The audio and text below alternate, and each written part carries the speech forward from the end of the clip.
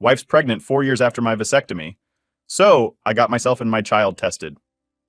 Alright, so here goes. I honestly don't know how to even begin to explain the situation, but I'll try my best. I've been married to my wife for 6 years now. We met back in college and things just sort of clicked. You know when you meet someone and it's like everything just lines up? That was us.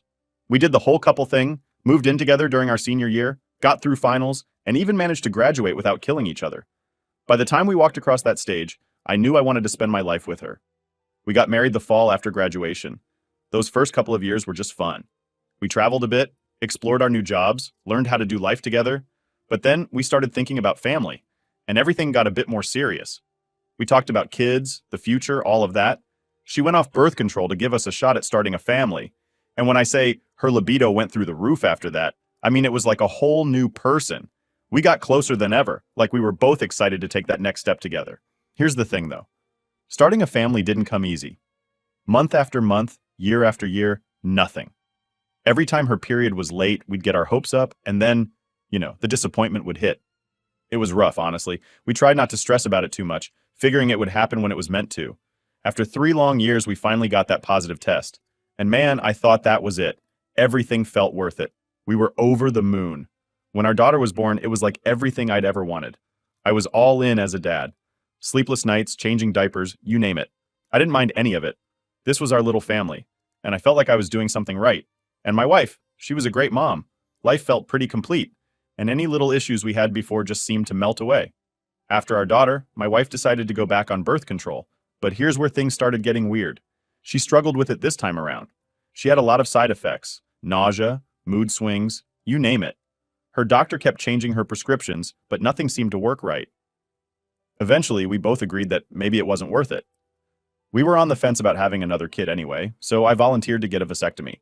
It just seemed like the easier option, plus it could be reversed if we ever changed our minds. So I went ahead and did it. 3 years later, we've just been living our lives without any baby stress. And if I'm honest, things got even better in the intimacy department. There was a sense of freedom there, We didn't have to worry, so we just enjoyed each other. Then, a few weeks ago, something felt off. My wife was acting differently and I noticed she was late. Like I said, that wasn't unusual for her, so I didn't think much of it at first. But then I started seeing other signs. Her chest was sore, and she was getting these waves of nausea in the morning. I felt a weird, anxious pit in my stomach. I knew I'd had a vasectomy, so logically, there was no way she could be pregnant. But still, the signs were there, clear as day. I decided to check things out on my end, just to be sure. I went to the doctor to get my sperm count checked. And I didn't tell my wife because, honestly, I was trying to avoid any unnecessary stress in case this was all just some hormonal fluke or something. After a couple of days, I got the results back, and my doctor told me, plain and simple, that I was still sterile. My vasectomy had done its job. At that moment, I felt like someone had punched me in the gut. I just stood there, trying to process what that meant. I didn't want to jump to conclusions, but my mind was racing. I thought, maybe it's just some strange coincidence. I tried to tell myself that this couldn't mean what I thought it meant, but I couldn't let it go, so I did something I never thought I'd have to do. I took my daughter to get a DNA test. That decision tore me up inside. I mean, who goes around questioning if their kid is actually theirs? But I had to know. And let me tell you, the days waiting for those results were some of the longest of my life. Every time I looked at her, my heart broke a little. I kept thinking, what kind of dad am I if I even have to do this? But I couldn't shake that gut feeling. When the results finally came in, I was alone. I ripped open that envelope and read the words that would change everything. My daughter wasn't biologically mine. I honestly can't even describe the feeling. It was like the ground had disappeared from under me. All the memories, the little moments of watching her sleep, teaching her words, those quiet times when it was just me and her, it all felt shattered. I didn't know how to react. I wanted to scream, to cry, to throw something, but I just sat there, numb. It didn't feel real, like I was watching someone else's life fall apart. But then I realized I had to talk to my wife about it. I had to get answers. She came home that night and I didn't waste any time. I showed her the test, the proof. She went pale, and for a second I thought she might try to deny it, but she didn't. She just stared at me like a deer in headlights. I asked her point blank if she'd been with someone else. She stammered at first, but eventually she admitted that, yes, she had. She swore it was only one time, that it was a mistake, that she never meant to hurt me. I listened, but it was like her words just bounced off me. I couldn't even process them. My whole life had just been flipped upside down, and here she was telling me it was a mistake. She tried to explain, to apologize, saying she'd been under a lot of stress, that she was sorry, that she never wanted it to go this far. But all I could think was, how could she do this to us, to our family? I asked her if there was anything else. If there was anything else she needed to tell me. She kept saying it was just that one time, that she'd never done anything like this before. But I didn't know if I could believe her. She begged me to forgive her, said she'd do anything to fix this, even terminate the pregnancy if that's what I wanted. I just sat there, feeling like a stranger in my own life. That night, I ended up on the couch, staring at the ceiling, just trying to make sense of it all. I didn't know what to do or where to go from here. Everything I thought I knew about my life, about her, was just gone. So, here I am, a few days after learning the worst news of my life, and I'm still completely lost. I don't know what to say to anyone, and even worse, I don't know what to say to my wife. We've barely talked since that night. I mean, what am I supposed to say to the woman who's been lying to me for God knows how long? I know the look on her face when she confessed wasn't fake, and that messes me up even more. Because if she was genuinely sorry, that means she knew exactly what she was doing the whole time and still chose to keep me in the dark. Most days, I just feel numb. It's like I'm here, but I'm not really living. I'm just existing, going through the motions, trying not to blow up in front of my daughter. And that's the hardest part. Every time I look at her, this guilt and confusion eats me up. She's just a kid, our kid, or so I thought. And I don't want any of this to touch her. She has no idea what's going on, and I'm so torn about what's next. After my wife's confession, I wanted to demand every single detail. Who was this guy? When did it happen? Why did it happen? But I realized that maybe I didn't really want to know. I mean, sure, I wanted answers, but there's a part of me that knows once I find out, there's no going back. Once you hear the specifics, the picture you've built of someone just disintegrates. And right now, I don't think I can handle that. My mind's already torturing me with every possible scenario, every what if. I've been keeping myself busy, though, just to stay sane. Between work and avoiding eye contact with my wife, I keep thinking about what I'm supposed to do next. Should I stay with her, work it out for the sake of our daughter? Or should I just cut my losses? It feels like both options are garbage, honestly.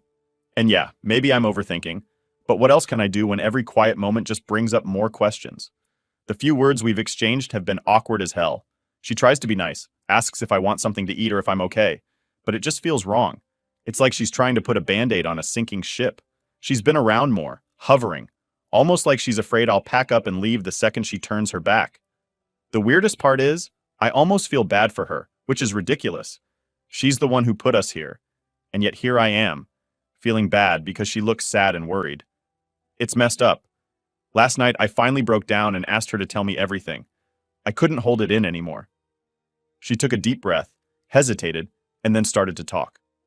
The whole time she was explaining, I was just staring at her, trying to see any sign that she was lying. It was like watching a train wreck in slow motion.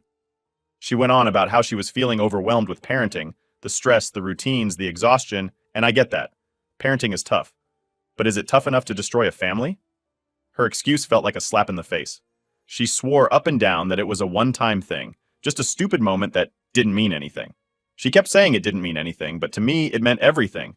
All I could think was, how could she throw everything we had for something so meaningless? And the worst part? She had the nerve to look at me like she was the one who'd been wronged when I didn't respond. I mean, what was I supposed to say? I felt like nothing I said would be enough to get through to her. I went to bed without saying anything back. Just lay there, staring at the ceiling, trying to process. And at some point, I must have fallen asleep, because I woke up to my daughter poking me in the ribs, all bright-eyed and happy like kids always are. She has no idea, and it's killing me to pretend that everything's normal when my entire world just imploded. I put on my game face for her and took her to school, trying to focus on the little things to keep myself from spiraling. After I dropped her off, I went for a long drive. No destination, just driving. I needed space, air, something to make me feel less trapped. Everything's just been so heavy lately, and I thought maybe being out of the house would help me breathe. But the problem is, no matter how far I go, this mess is waiting for me when I get back. It's weird how your mind plays tricks on you in situations like this. I started remembering all these moments from years ago, little things I'd overlooked. Times she'd been a little late, a little distant. Conversations where she'd brush things off or laugh nervously. At the time, I thought nothing of it. Now, I feel like a fool for not seeing the signs, for not asking the right questions. I eventually pulled over, sat on the side of the road for what felt like hours. I was just sitting there thinking, how did we get here? We were supposed to be building this life together, and now I feel like I don't even know the person I married. Worse, I don't know if I can ever know her again. When I finally got home, I didn't even want to go inside. I stood in the driveway for a while, just looking at the house, thinking about everything that happened here. Every memory now feels tainted, like I'll never be able to see any of it the same way again. But I had to go in, eventually. Can't just stand out there forever, right? Inside, my wife was waiting in the living room, clearly nervous. She tried to talk to me, again with the, "I'll do anything to make it right" speech. She even asked if we should go to therapy, but I'm not sure therapy can fix this. I told her straight up, I don't know if I can forgive this. The words hung in the air between us, heavy and cold. She looked devastated, and yeah, maybe part of me felt a small pang of guilt. But mostly, I just felt drained. I ended up retreating to the couch again. I just can't bring myself to sleep next to her right now. The sight of her, the sound of her voice, even the smell of her perfume, it all feels foreign, like she's some stranger who just happens to live here. And the strangest part is, she's trying so hard, and I don't know if it's out of guilt or some messed up sense of duty. This whole thing has made me question everything. Not just her, but myself too. Like, was I ever enough? Was there something I missed or failed to do? And maybe I'll never get those answers. Maybe it doesn't even matter anymore. But right now, I'm caught in this nightmare, and I can't seem to wake up. I guess I'm just taking it day by day, trying to figure out what to do, where to go from here.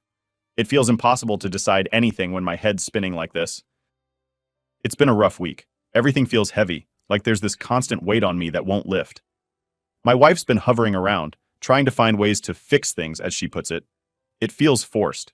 There are all these awkward attempts from her to be friendly, like cooking my favorite meals, asking me how my day was, and even suggesting we go on a family outing. It's like she thinks she can just distract me from the fact that she betrayed me. But I get it. Maybe this is her way of trying to show she's sorry. It's hard to sit here and listen to her acting like things are normal when they're anything but. When I don't respond the way she wants, she gets this defeated look, which only makes things worse because then I feel guilty for not giving her anything back. But honestly, what does she expect? I've been running everything through my head, every little detail, every moment we had, every time she's been late or distant. The paranoia is setting in. I start to question if there were more moments like this, if she had been hiding things from me all along, and if there are other skeletons waiting to tumble out of the closet. Then, in the middle of this endless loop of suspicion, I got a text from an old friend of ours, Tom. He's one of those guys who was around during our college years, close enough to be part of our group, but not close enough to know all the intimate details. Tom says he heard from someone about our issues. I didn't even know what to make of that message, honestly, and I asked him what he meant. Tom replies, I heard about the pregnancy thing. You doing okay? I swear my stomach dropped. Here I am, thinking this whole situation was something private, just between my wife and me, and somehow other people already know. I asked him how he found out, and he tells me he overheard a couple of people from our college group talking. And who's the one who spilled the beans? None other than my wife's best friend, Sarah. Sarah and my wife have been inseparable since college. When I say inseparable, I mean it. They talk daily, know every little detail about each other's lives, and act more like sisters than friends. It turns out Sarah was aware of the situation and apparently felt the need to tell people about our private issues. I'm not sure if she was looking for advice from my wife or just needed the gossip fodder, but it's messed up. Now, I'm not the type to usually care what people say, but this hit different. Here I am, trying to process this mess, and my wife's best friend is out there running her mouth about it. The fact that she knows means my wife told her, and that raises a whole new set of questions. What exactly did she tell Sarah? How much of this story does Sarah know? Did she know before I did? I confronted my wife about it that same evening. I tried to keep my cool, even though every part of me wanted to start shouting.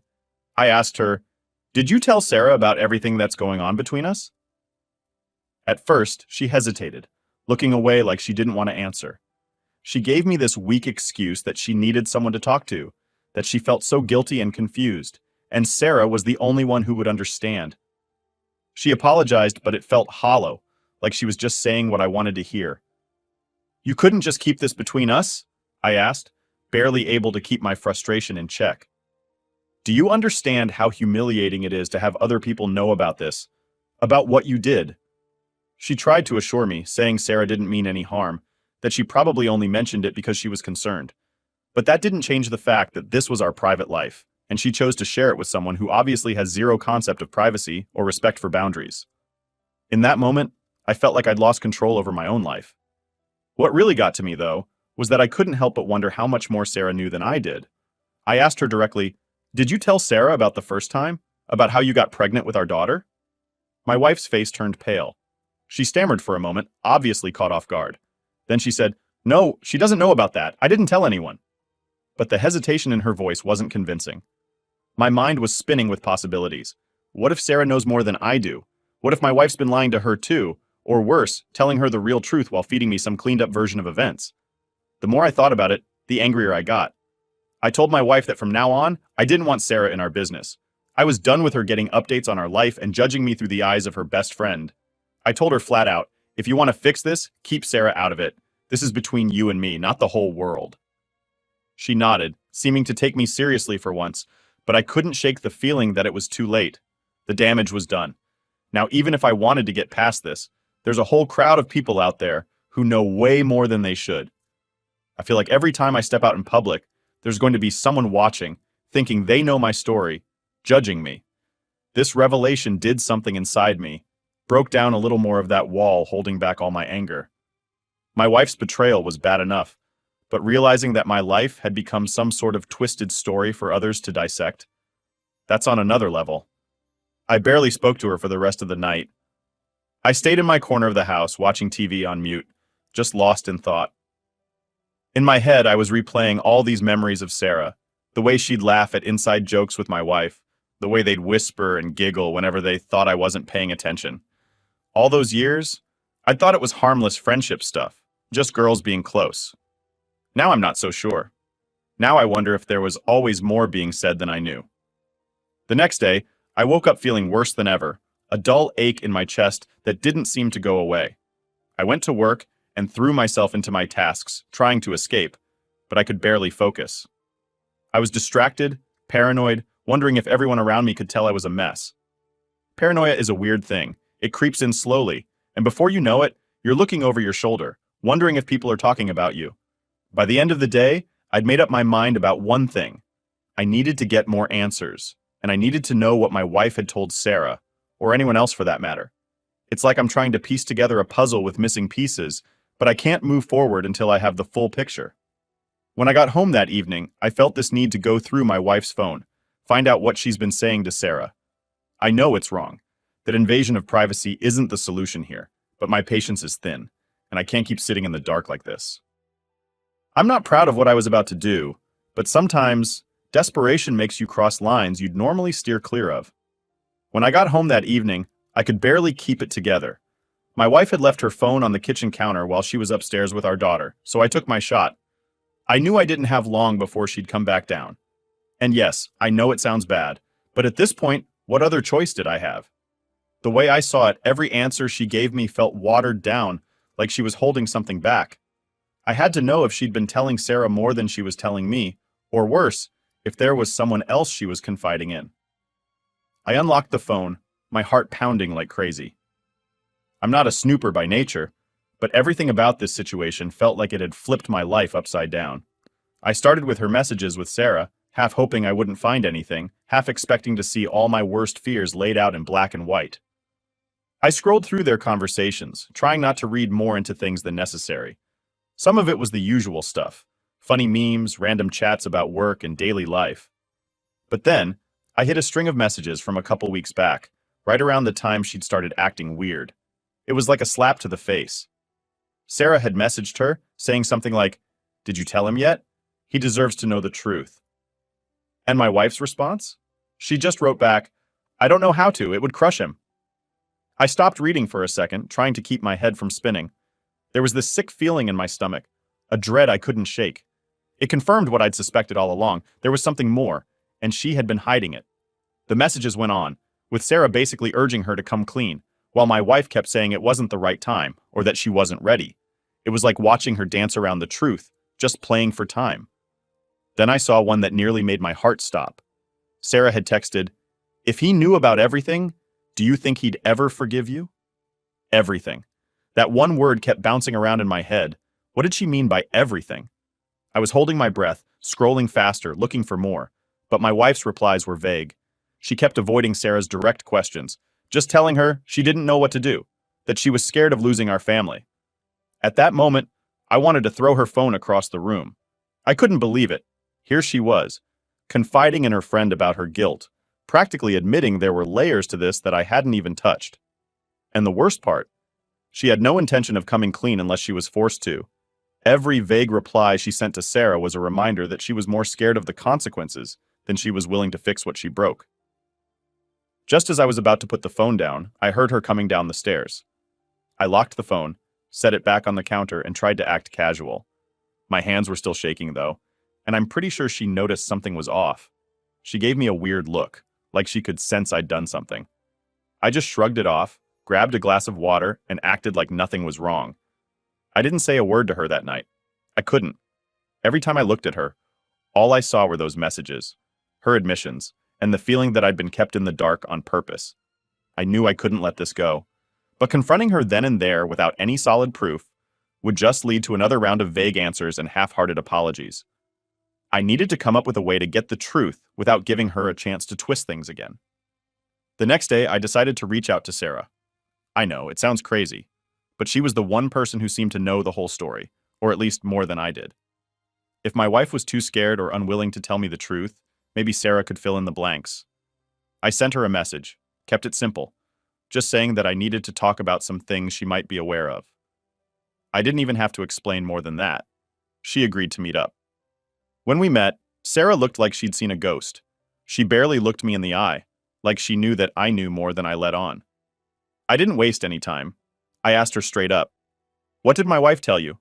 I know she's been hiding things from me, and you know what I'm talking about." At first, she hesitated. She mumbled something about not wanting to get in the middle of things, about respecting privacy, but I wasn't having it. I told her that she'd already crossed that line the moment she started discussing my marriage with other people. Her face turned red, and I could tell she was struggling to decide what to say. Then she finally cracked. "Look," she said, taking a deep breath. "She told me a lot, probably more than she should have." She went on to admit that my wife had confided in her about issues she'd been having, about doubts and regrets that she claimed went back years.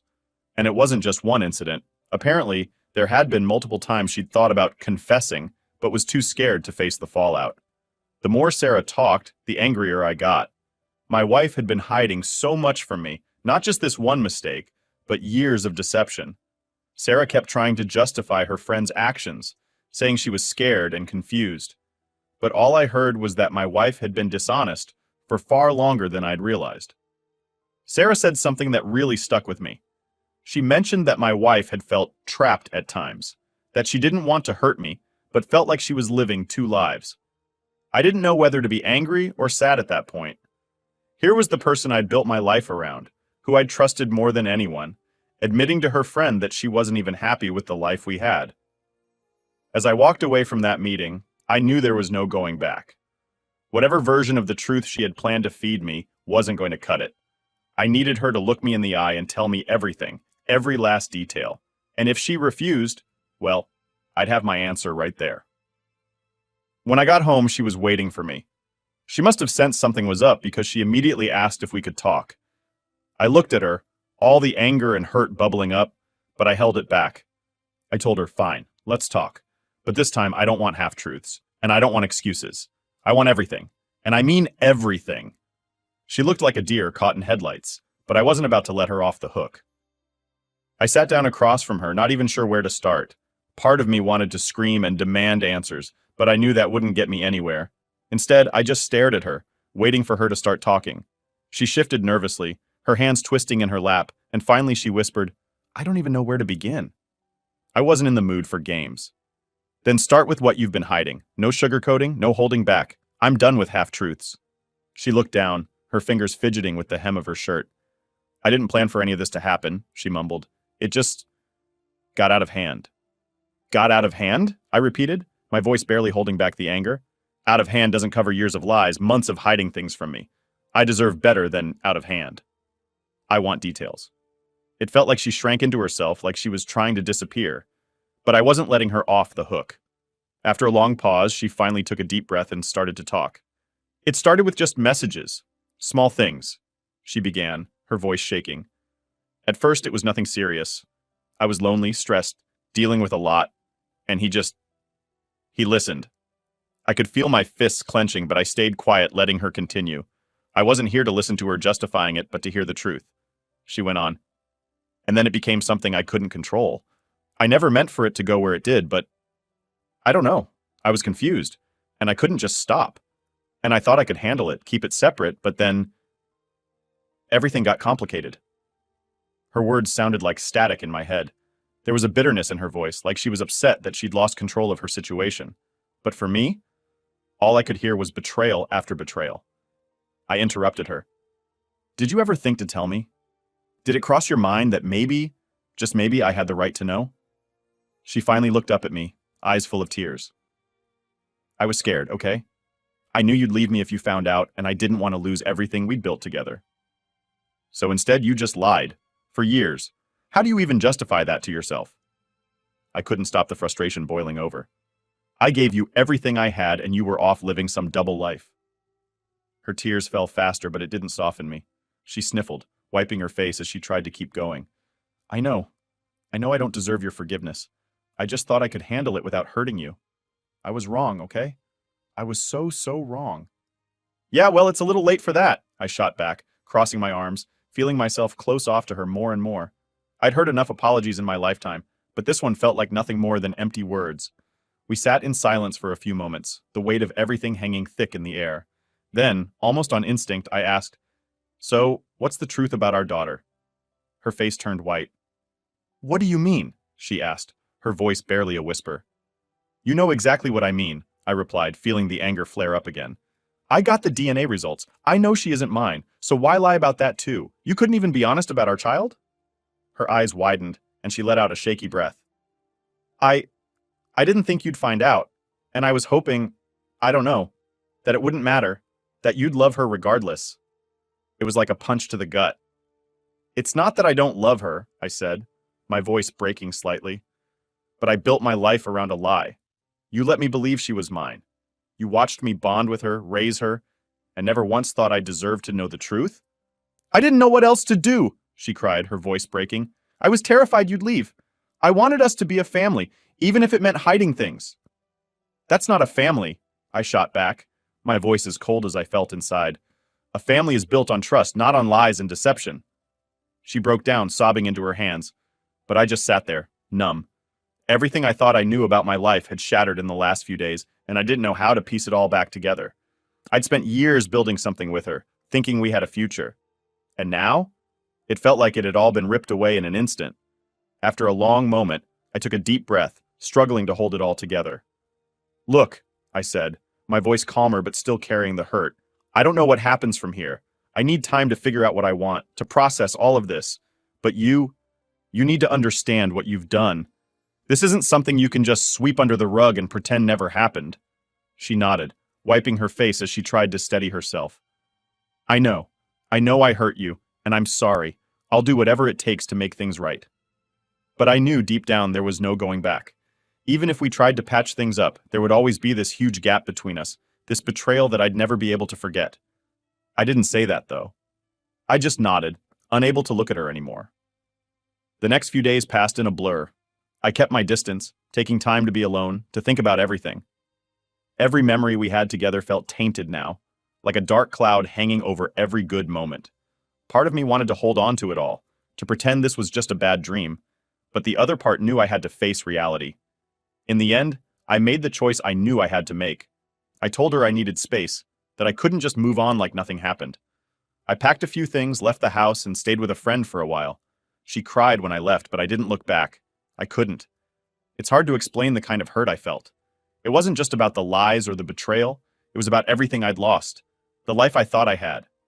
Walking away felt like the only way I'd ever be able to find myself again, to build a future that wasn't weighed down by the past. As for my daughter, I don't know what the future holds. I love her, and that will never change. But I need to figure out what kind of relationship we'll have. One that's based on truth, not on lies. All I know is that after everything, I deserve honesty. I deserve respect. And maybe someday, I'll find someone who values those things as much as I do.